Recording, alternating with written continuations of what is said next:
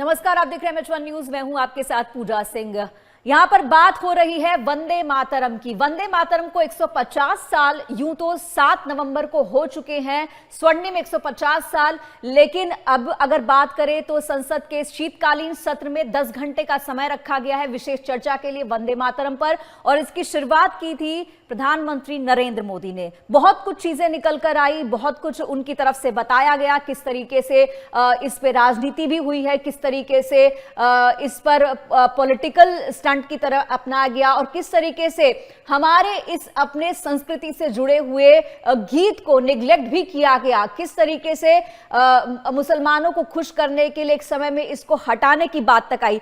इन सब चीजों पर चर्चा करेंगे। विपक्ष ने भी अपनी बहुत सी बातें कही हैं। उनका कहना है कि ये राजनीति का विषय नहीं है, चर्चा का विषय नहीं है, और बहुत से एलिगेशन, बहुत सी बातों पर विपक्ष ने बीजेपी को भी घेरा है। खैर, ये राजनीति की बात है, लेकिन वंदे मातरम की बात करते तो वंदे मातरम क्या है? एक तरफ राष्ट्रगीत है, एक तरफ राष्ट्रगान है। हालांकि आज की जनजी की बात करें तो उनको इन दोनों में फर्क नहीं पता होगा।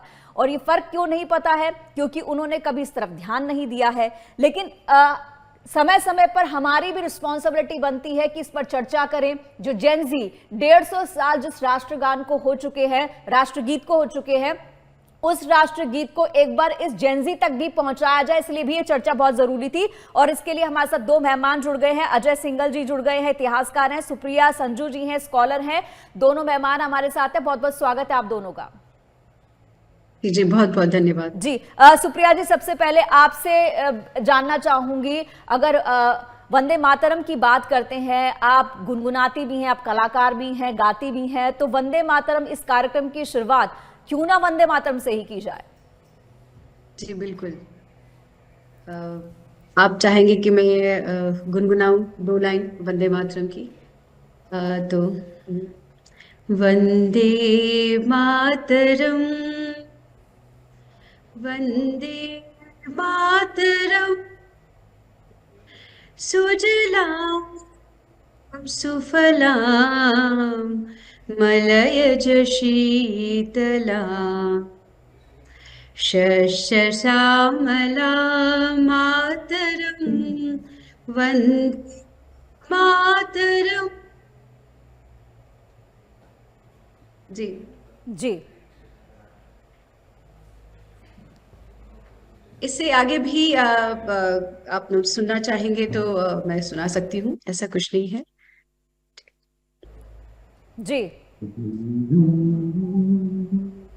शुभ्र ज्योत्स्ना पुलकितयामिनी, फुल्लकुसुमित द्रुमदलशोभिनी, सुहासिनीं सुमधुरभाषिणीं, सुखदां वरदां मातरं वन्दे मातरम्। कोटि कोटि कंठ कलकल निनाद कराल, कोटि कोटि भुजे धृत खर करवाले, अबला के नुमात बोले, बहुबलधारिणीं नमामि तारिणीं, रिपुदलवारिणीं मातरं वन्दे मातरम्। त्वं हि दुर्गा दश प्रहरणधारिणी,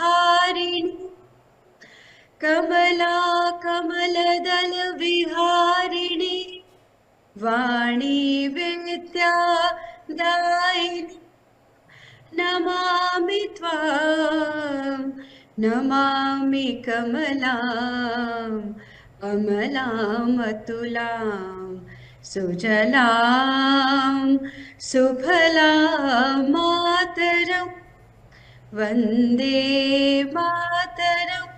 वंदे मातरम, वंदे मातरम, जिस वक्त ये नारा गूंजता था, एक ऊर्जा का संचार जो है क्रांतिकारियों में और स्वतंत्रता सैलानियों में होता था। अजय जी, आपके पास आना चाहूंगी, आप कैसे देखते हैं? यहां पर विपक्ष कह रहा है कि इस चर्चा की कोई जरूरत नहीं, लेकिन अगर पर्सनली मैं कहूं तो मुझे लगता है चर्चा की जरूरत है।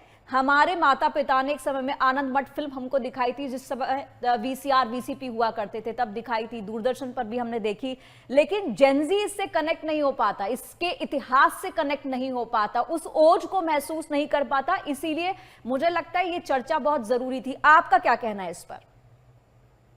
वंदे मातरम, वंदे मातरम, वंदे मातरम। और अभी सुप्रिया जी ने बड़ा सुंदर लयबद्ध तरीके से जो राष्ट्रीय स्वर निश्चित है उस स्वर में वंदे मातरम का गायन किया, और इतने सुंदर भावपूर्ण मातृभूमि की वंदना के शब्द जैसे हम कहीं खो जाते हैं। ऐसा लगता है कि जैसे किसी तीर्थ पर जाकर के हम घंटनाद के बीच, स्वर लहरियों के बीच, माँ गंगा यमुना की लहरियों के बीच में और मातृभूमि की वंदना कर रहे हैं। इतने सुंदर शब्द बंकिम चंद्र चटर्जी ने। मैं विरोध करने वालों का एक ही बात कहूंगा कि वो एक पक्ष को देख करके कम से कम वो इस बात को भी ध्यान रखें कि ये हमने पूरी दुनिया में एकमात्र देश हमारा ऐसा है जिस देश ने अपने भूमि को मां कहा। हमने अपने देश को मां कहा, न किसी पाकिस्तान ने माता कहा, न किसी अमेरिका ने माता कहा, न किसी रसिया ने माता कहा, न किसी जापान ने। हमने कहा भारत माता।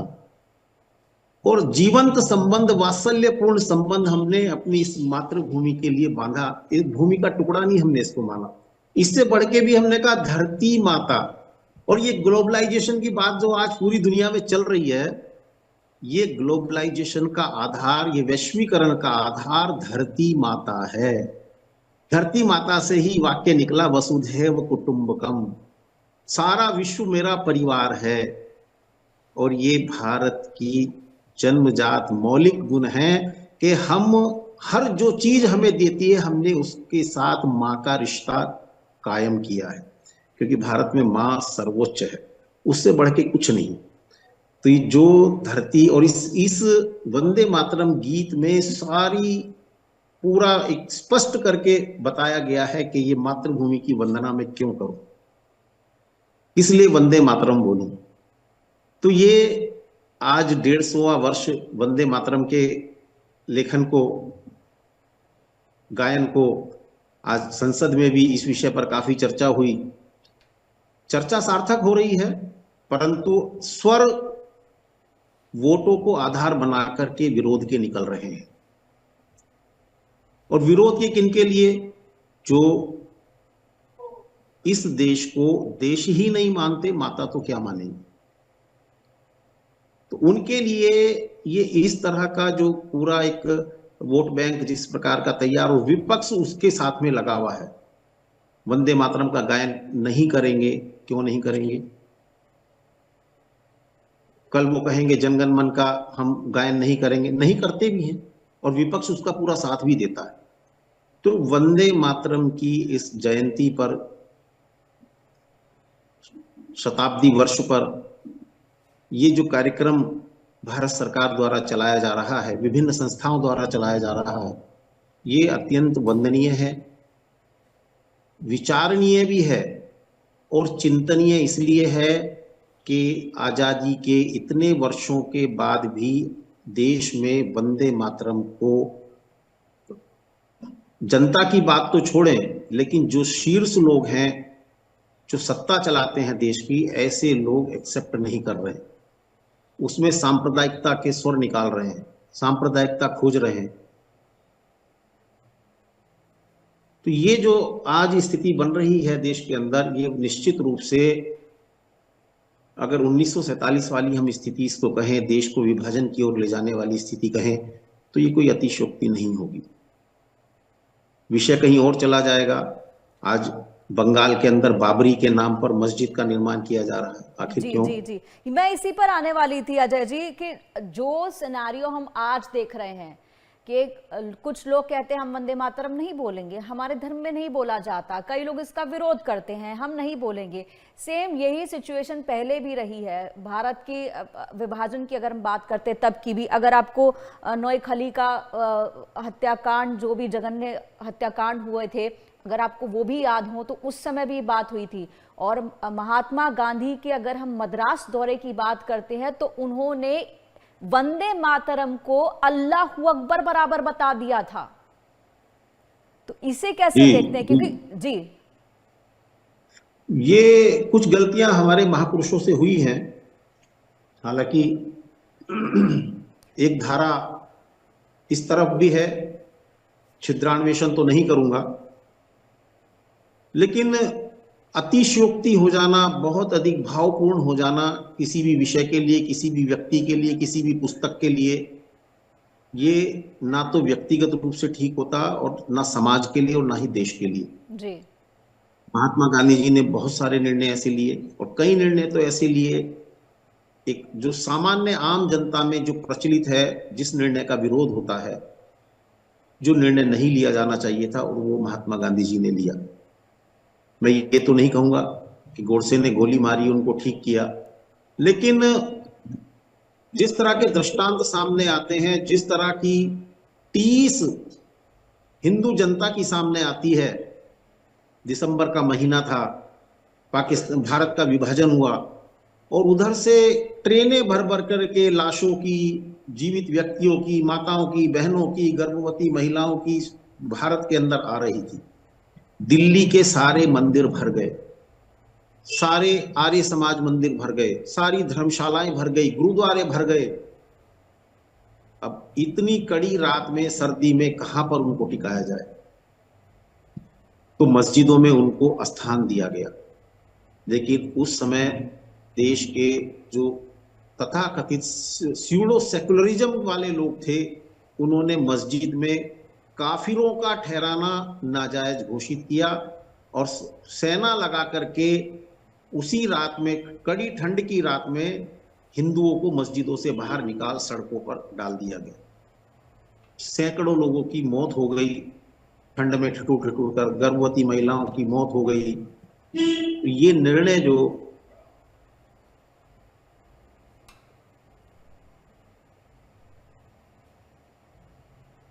जी, अजय जी, लगता है कि आपकी आवाज हम तक नहीं पहुंच पा रही है, शायद सिग्नल का कोई इशू है। सुप्रिया जी, मैं आपके पास आना चाहूंगी।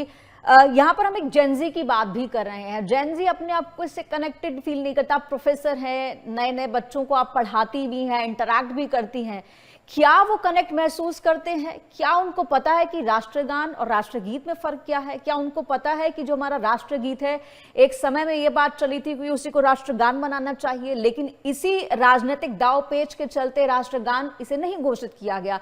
आपको क्या लगता है कि जेनजी क्या इससे कनेक्ट करते? क्योंकि मैं आज भी अगर कहूं मैं वंदे मातरम सुनती हूं, गाती हूं, या आनंद मठ का वो पुराना गीत जिसमें गीता बाली थी, जिसमें प्रदीप कुमार थे, उसको सुनती हूं तो आज भी रोंगटे खड़े हो जाते हैं। वो फील, वो कनेक्ट जो अपने देश के लिए होना चाहिए, आज की जनरेशन में उतना नहीं होता।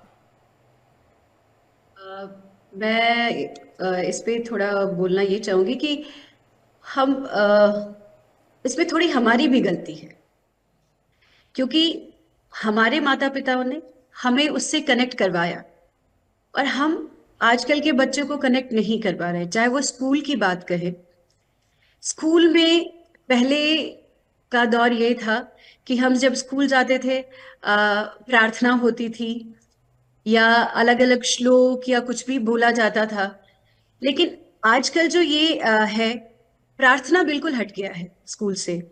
प्रार्थना, फिर वंदे मातरम, फिर या तो फिर जनगण मन, ये हमें रोज रोज प्रतिदिन के एक रूटीन में करवाया जाता था। बट आजकल प्राइवेट स्कूल्स में या सरकारी स्कूल की भी बात हम करें, ये स्कूल्स में ये नहीं किए जाते, तो उन बच्चों को ये पता ही नहीं है। जनगण मन वंदे मातरम से ज्यादा फेमस इसलिए हो गया, बच्चों को इसलिए याद है क्योंकि 15 अगस्त, 26 जनवरी, इसमें कम से कम ये जनगण मन का गायन वो ऐसे औपचारिक अवसरों पर अनिवार्य होता है, लेकिन राष्ट्रगीत अनिवार्य रूप से कहीं पर भी जरूरी नहीं होता। जी नहीं, कहीं पर भी नहीं होता। और वंदे मातरम ये किसी प्रोग्राम में या कल्चरल प्रोग्राम में गाया जाता है तो बस यूं ही गाया जाता है, वो भी सिर्फ अस्थाई और एक अंतरा। पहले भी पहले जो हम पूरा ही आनंद मठ की बात आप कह रही हैं बार बार, आपको बहुत, मुझे लगता है कि वो आपका बहुत ही पसंदीदा मूवी है। तो उसमें जब पूरा ही लता मंगेशकर जी ने वो पूरे ही वंदे मातरम का गायन किया था, तो वो गायन बच्चे आजकल सुन भी नहीं सकते हैं, उनको सुनना उतना पसंद भी नहीं है।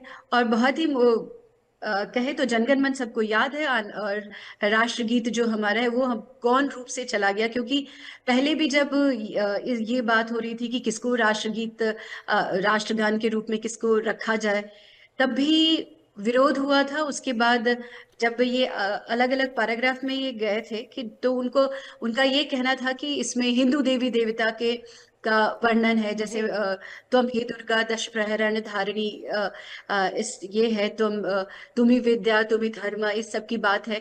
तो उनको ये लगा कि इसमें क्या कहते हैं, विरोध होगा आगे। जी, क्योंकि उसमें कहा ये गया था बुत राजनीति परस्ती है, इसीलिए मुसलमानों को ये इरिटेट करेगा। जी जी जी। तो ये विरोध के कारण उस समय हो सकता है जनगण मन को राष्ट्रगान के रूप में स्वीकार किया गया। लेकिन मैं जनगण मन का विरोध नहीं करूंगी, लेकिन वंदे मातरम हमें, हमारे बच्चों को हमें सिखाना चाहिए। जी जी जी। और हमें ये भी लगता है कि उसको स्कूल में धीरे धीरे अनिवार्य कर देना चाहिए। जैसे पहले हमारे स्कूल्स में हमें सिखाए जाते थे, तभी हमने सीखा है। जी जी, जाहिर सी बात है, लेकिन आजकल हर स्कूल की एक अपनी प्रेयर हो गई है, अपना एक तरीका हो गया है बच्चों को पढ़ाने का, सिखाने का, लेकिन उसमें देशभक्ति, राष्ट्रभक्ति कहीं ना कहीं मिस हो रही है। अजय जी, सुप्रिया जी, समय नहीं है कि इस पर आपसे और चर्चा कर पाऊं, लेकिन हम जब भी अब इस पर चर्चा रखेंगे अपने किसी भी कार्यक्रम में, तो जरूर आपसे दोबारा से हम लोग मुखातिब होंगे। फिलहाल के लिए बहुत बहुत शुक्रिया आपका, हमें समय देने के लिए, इतनी चर्चा के लिए। तो हमारी इस खास पेशकश में फिलहाल के लिए इतना ही। एक छोटे से ब्रेक के लिए रुकेंगे, ब्रेक के बाद भी खबरें रहेंगी जारी। आप देखते रहिए अमित शाह न्यूज।